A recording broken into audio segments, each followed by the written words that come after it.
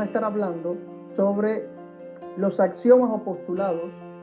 Son palabras que se usan indistintamente, significan lo mismo. Vamos a estar hablando sobre las definiciones, sobre los teoremas, sobre los lemas y sobre los corolarios. Empecemos entonces por hablar qué cosa es un axioma o un postulado. Bueno, un axioma o postulado es una proposición que se toma como punto de partida para realizar la prueba o demostración de otras proposiciones. Los axiomas se asumen sin que tengan que ser probados. Así se evita una regresión infinita. Por ejemplo, los axiomas son los conceptos primitivos, los conceptos elementales que asumimos como verdades, y a partir de esos axiomas, a partir de esos postulados, entonces comienza un proceso de demostración o de, digamos, de unión a partir de reglas lógicas de esos axiomas para poder demostrar teoremas. Y luego vamos a hablar en qué consisten estos teoremas. Pero básicamente estamos hablando de esas pequeñas piezas, de esos pequeños elementos que ya todos asumimos como verdades. Ahora, ojo, es importante saber que a veces asumimos como axiomas o postulados verdades que pueden no ser tan verdades. En la matemática hay un grupo de axiomas o postulados que ya la humanidad ha asumido como verdades. Son los postulados de Euclides, en el caso de la geometría, pero siempre ha habido algunas dudas con algunos de estos postulados. Insisto que esto también es útil no solo para demostraciones de temas de geometría, también para demostraciones de cualquier otro problema.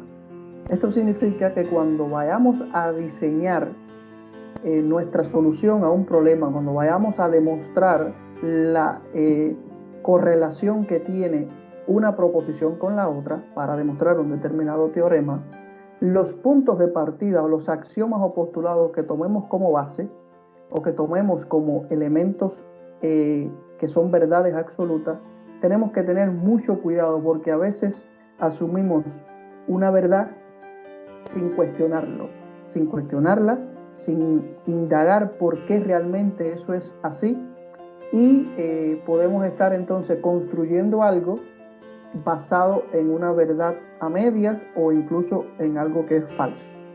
Entonces, en el caso de la geometría, hay un conjunto de postulados que se han considerado básicos. Uno de ellos es, por ejemplo, por dos puntos A y B pasa una y solo una recta L. El postulado de la recta es uno de los postulados de la geometría. Pero sin embargo hay otro postulado, que es este que está aquí, que dice que por un punto P exterior a una recta L pasa una y solo una recta paralela. Es decir, este postulado, que significa esto, es decir, yo tengo un punto P aquí y tengo acá una recta L, una recta, vamos a llamarle L. Se dice en este postulado que por este punto solo pasa una y solo una recta que es paralela a L. Es decir, que por aquí solo podemos trazar una recta y solo una que es paralela con L. Este se conoce como el quinto postulado de Euclides y es un postulado válido. Ha sido el postulado, digamos, que ha estudiado la humanidad durante muchos siglos. Recuerden que el libro Los Elementos de Euclides fue escrito hace casi 5.000 años. Estamos hablando de 3.000 años antes de Cristo. Y estos postulados, estos axiomas, siempre se han asumido como verdad. Pero sin embargo, en el siglo XVIII, fíjense cuántos años pasaron, hubo unos matemáticos, entre ellos el más destacado fue el matemático Gauss, que cuestionaron ese quinto postulado. Lo cuestionaron a tal punto que lograron demostrar que ese quinto postulado era una verdad a medias, y que se cumplía bajo determinadas condiciones. Por ejemplo, en la geometría plana, en la geometría que hoy se conoce como la geometría de Euclides, esta geometría sí se cumple que por un punto exterior a una recta solamente puede pasar una recta paralela. Pero en la geometría de la esfera o en la geometría de la hipérbola, por un punto puede pasar más de una recta paralela y que nunca se corta con la recta L, e incluso no puede pasar ninguno. Eso significa que a partir de ese momento el quinto postulado de Euclides fue puesto en evidencia. Incluso ese giro de la historia de la matemática hizo que apareciera lo que hoy se conoce como la geometría hiperbólica. Ya no existe solamente la geometría euclidiana, también existe la geometría hiperbólica. Y la geometría hiperbólica, para que ustedes vean las cosas que suceden, fue la base de la teoría de la relatividad. Es decir, si no hubiese alguien cuestionado esa verdad y hubiese demostrado siglos después que esa verdad no era tan verdad, sino que tenía determinadas condiciones para que fuera verdad, pero que el cuestionamiento en sí mismo llegó a descubrirse una nueva matemática, una nueva geometría, pues esa nueva geometría fue la que dio paso a la geometría hiperbólica, que dio paso a la teoría de la relatividad de Einstein. Es decir, que si no hubiese habido un Gauss, no hubiese habido un Einstein. Y hoy, por ejemplo, los sistemas de geoposicionamiento geográfico, el GPS, funcionan basados en esa geometría. Por lo tanto, esto no significa que todo lo que aprendamos tengamos que decir que está mal, sino que siempre entendamos cuál es la esencia de las cosas y que una verdad que hemos dicho que es verdad durante tantos siglos, en algún momento se puede demostrar por información nueva, por datos nuevos o por incluso mentes brillantes, mentes que ven un poco más allá de lo que ve el resto de la humanidad. Se puede llegar a demostrar de que las cosas que hemos considerado verdades absolutas no son tan así y que incluso son totalmente diferentes.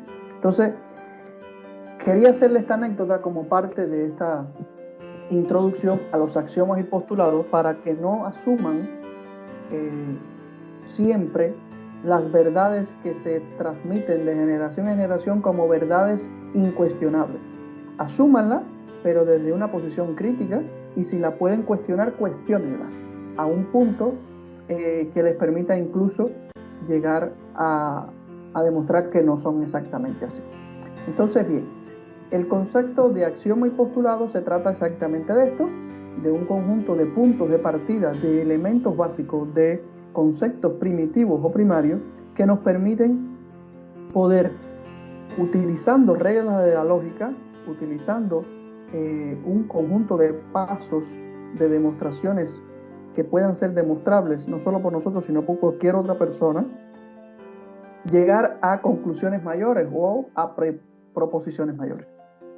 ¿De acuerdo? Entonces, seguimos con nuestras definiciones. En este caso vamos a estar hablando sobre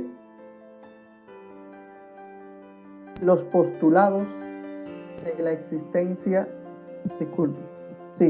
los postulados de la existencia de los puntos. Es decir, aquí vamos a resumir un conjunto de postulados o de axiomas que ustedes pueden y deben saber como elementos básicos para poder entonces usarlos como herramientas básicas para construir otros teoremas. Por ejemplo, el postulado de que una recta contiene por lo menos dos puntos colineales, el postulado de que un plano contiene por lo menos tres puntos no colineales, recuerden, que en la definición del plano teníamos que para que fuera plano tenemos que tener 3 puntos, pero estos puntos no pueden ser colineales, es decir, que no pueden estar sobre una misma recta. Otro axioma o postulado es que por 2 puntos pasa una recta y solo una. Fíjense, por 2 puntos, cualesquiera, solamente pasa una recta. Y el camino más corto entre 2 puntos es precisamente la recta que los une. Todo esto son verdades, todo esto son axiomas, todo esto son postulados. 2 rectas no pueden cortarse en más de un punto. Otro postulado. 3 puntos colineales, 3 puntos no colineales, disculpen, determinan un plano. Una recta contenida en un plano dividen a este en 2 partes llamadas semiplanos.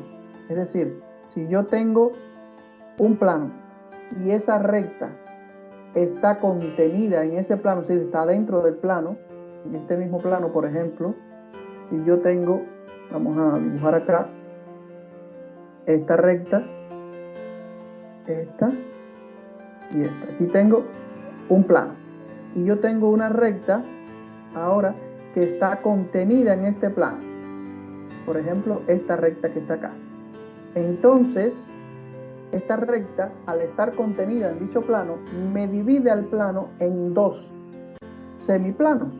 Es decir, aquí tengo un semiplano, este que está aquí, y aquí tengo este otro que está aquí. Son los 2 semiplanos que esa recta logra dividir. Y otro axioma o postulado importante que vamos a usar en este curso de geometría es que cualquier figura geométrica puede trasladarse sin modificar su forma y sin modificar su tamaño. Cuando hablemos de este capítulo volveremos sobre este axioma. Entonces, continuamos con las definiciones.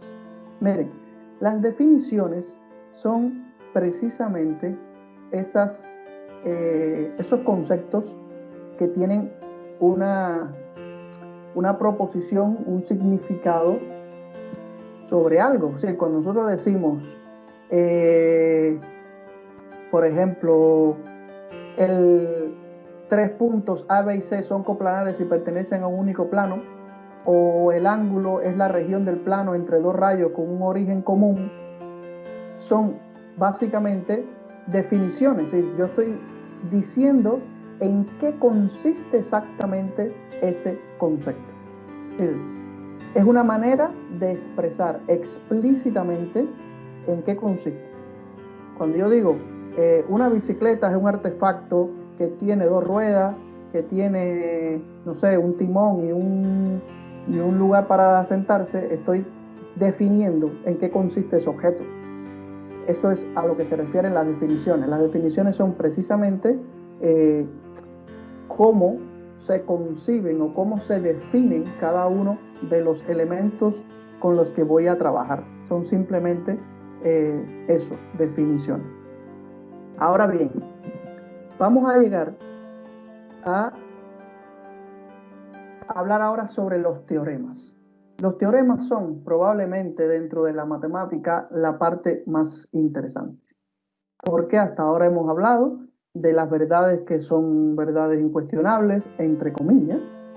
Hemos hablado sobre las definiciones, que es esto es así porque es así, esto es asado porque es asado. Es decir, las definiciones son el marco que nos permite a nosotros identificar las cosas, ¿no? Si nosotros no tenemos las cosas definidas, entonces no nos podemos comunicar, no podemos saber de qué estamos hablando. Entonces, esas son las definiciones. Pero los teoremas son una proposición que necesita ser probada mediante un conjunto de pasos finito y ordenado. Es decir, yo no puedo, para demostrar, primero los teoremas son todos demostrables. Si no son demostrables, no son teoremas. Lo que usted diga que no puede ser demostrado, usted lo está asumiendo entonces como un axioma. Usted está diciendo, esto es verdad y listo. Pero no está justificando por qué es verdad. En la justificación, ese proceso de justificar algo, es lo que se conoce como la demostración.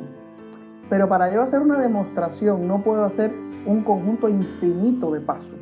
No, tengo que hacer un conjunto finito, una cantidad X de pasos que me permita a mí llegar a una conclusión. ¿Cuál conclusión? La conclusión a la que quiero llegar con ese teorema. Es decir, a demostrar que una proposición es verdadera. Los teoremas, una vez que se demuestran, se pueden entonces ya admitir como verdades que pueden ser usados en la demostración incluso de otro teorema. ¿De acuerdo? Por ejemplo, en geometría, la suma de las medidas de los ángulos interiores de un triángulo es 180 grados. Perfecto, eso es un teorema. Pero un teorema no es un axioma. Es decir, esa verdad, eso que se está diciendo ahí como verdad, tiene que ser demostrable matemáticamente, siguiendo un conjunto de pasos finitos, desde elementos básicos hasta llegar a demostrar esa proposición. Es decir, esa afirmación que estamos diciendo hoy ahí, que es un teorema, tiene un mecanismo de demostrarse, una forma para llegar a esa conclusión. Si no, no podemos afirmarlo. Hoy ustedes aprenden los teoremas, los asumen como verdad y los aplican. El teorema de Pitágoras, el teorema fundamental del triángulo, el área de un triángulo se calcula como la base por su altura sobre 2, el área de un cuadrado, los ángulos interiores de un cuadrado suman 360 y así sucesivamente. Hay muchísimos teoremas que ustedes asumen como verdades y las aplican. Pero todos esos teoremas tienen un camino para demostrarse y ese camino es el que ustedes deben conocer, porque en ese proceso de demostración pasa lo mismo que cuando uno está investigando un tema, que a veces en el proceso de descubrir la respuesta al problema, en el proceso en sí mismo, te encuentras con cosas que son incluso más útiles que la solución al problema en sí. Te encuentras incluso con ese tipo de descubrimiento. Y eso es, digamos, la parte más bella de la matemática. La matemática y los matemáticos lo que hacen por la humanidad es básicamente esto: tratar de conectar una verdad que ya tenemos como verdad con algo que es totalmente desconocido, desconectado con esta verdad, pero que cuando se sigue en un conjunto de pasos lógicos se llega a demostrar que esta verdad que tenemos aquí y este resultado o esta proposición que tenemos acá están conectadas, tienen una lógica en esa conexión. Y eso es, de alguna forma, la esencia de la matemática y lo que la matemática le aporta al mundo real. Ahora bien, cuando tenemos un teorema ya demostrado y que lo usamos, entonces eso se conoce como un lema. Fíjense, no sé si han escuchado, ¿no? Esto es un lema que se repite, que se repite, que se repite. Bueno, un lema básicamente es eso. En matemática es un teorema que ya fue demostrado y por lo tanto puede ser usado para la demostración de otros teoremas.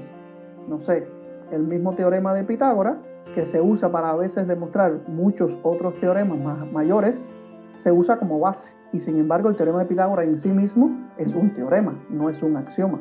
Por lo tanto, ya en ese momento estamos usando a Pitágoras como un lema.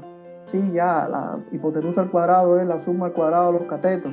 Estamos usando el teorema de que la suma de los ángulos interiores de un triángulo es igual a 180. Pero todo eso son teoremas que estamos usando como base para demostrar otros. ¿De acuerdo?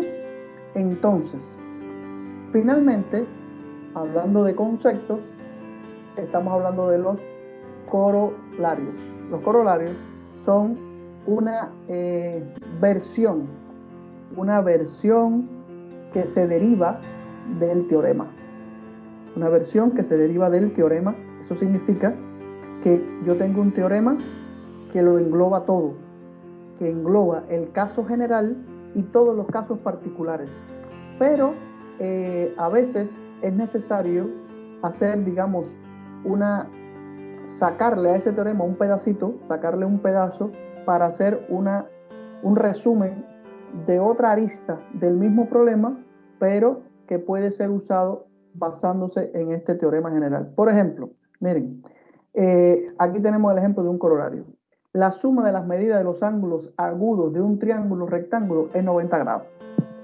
Y uno puede decir, ¿de dónde salió eso? Ah, eso salió del teorema de que si la suma de los ángulos interiores de un triángulo, es decir, si yo tengo un triángulo, vamos a pintar un triángulo. Si yo tengo un triángulo rectángulo, ¿ok? Si yo tengo un triángulo rectángulo, por lo tanto aquí tengo un ángulo de 90 grados, ¿de acuerdo? Aquí tengo un ángulo de 90 grados. Por lo tanto, este ángulo y este que está aquí son ángulos que deben ser agudos, los dos, porque si no, la suma de los ángulos interiores de un triángulo sumaría más de 180, ¿verdad? Ok, entonces yo puedo afirmar que en un triángulo rectángulo, la suma de estos dos, de este ángulo y de este que está aquí, vamos a llamarle alfa y beta, que la suma de alfa más beta es igual a 90 grados, porque si el otro mide 90 grados y la suma de los tres tiene que ser igual a 180, es decir, si alfa más beta más 90 tiene que ser igual a 180, entonces de aquí, de este teorema fundamental, se desprende este que está aquí. Al final lo único que hemos hecho es aplicar el mismo teorema fundamental del triángulo para encontrar un colorario. Es decir, uno que nos dice, bueno, la suma de los ángulos agudos de un triángulo que es además rectángulo, específicamente rectángulo, entonces yo puedo asegurar que es 90 grados.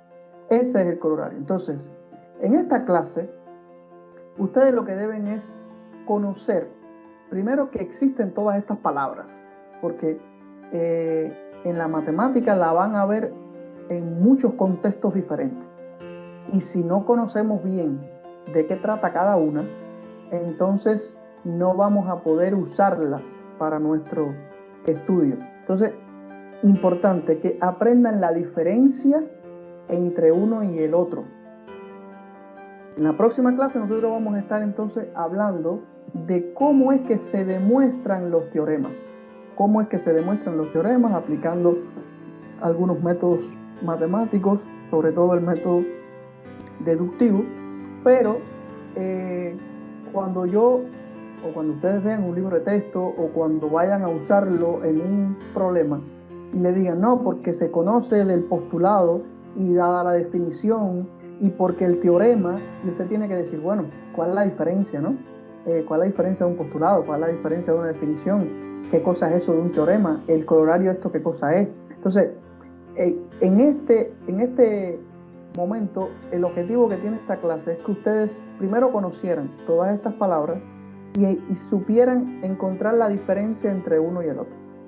Para partir de esta base, entonces comenzar a trabajar en el proceso de demostración, que es, digamos, la parte fundamental de demostración de los teoremas y de ese proceso de pensamiento que uno debe usar para llegar a conclusiones matemáticas correctas. Entonces, hasta aquí la clase que yo les quería impartir.